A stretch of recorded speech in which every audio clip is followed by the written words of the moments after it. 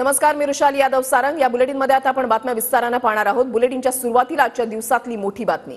अजित पवार गटाचे आमदार आता एकाच बसने विधान भवनाकडे निघालेले आहेत। मला माझ्या आमदारांवर विश्वास आहे अशी प्रतिक्रिया अजित पवारांनी दिली आहे। राजेश विटेकर, शिवाजीराव गर्जे यांचा विजय होणार असा विश्वास अजित पवार गटाच्या आमदारांकडून व्यक्त करण्यात आलेला आहे। काही वेळापूर्वीच द ललित हॉटेलमधून अजित पवार गटाचे 40 आमदार जे आहेत ते आता बसने विधान भवनाकडे रवाना झालेले आहेत आणि विधान भवनाकडे रवाना होण्यापूर्वी आमदारांच्या प्रतिक्रिया आहेत की आमचे दोन्ही उमेदवार हे विजयी होतील।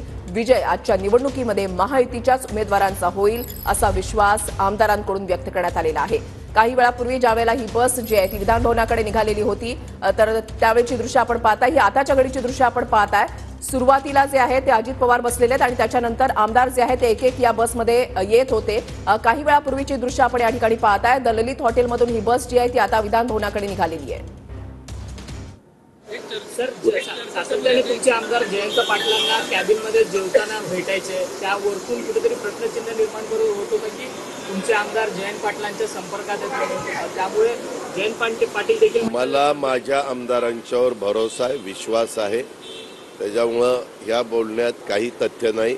आम्ही पूर्वी एकत्र असताना विधानसभेचे उपाध्यक्षांच्या चेंबरमध्ये बसायचो, तिथं सगळे दुपारी जेवायला एकत्र असतात।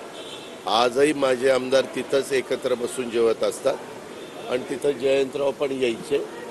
त्याच्यामुळं साहजिकच आज जयंतराव मला भेटले तर आम्ही पण एकमेकाला नमस्कार करतोच ना।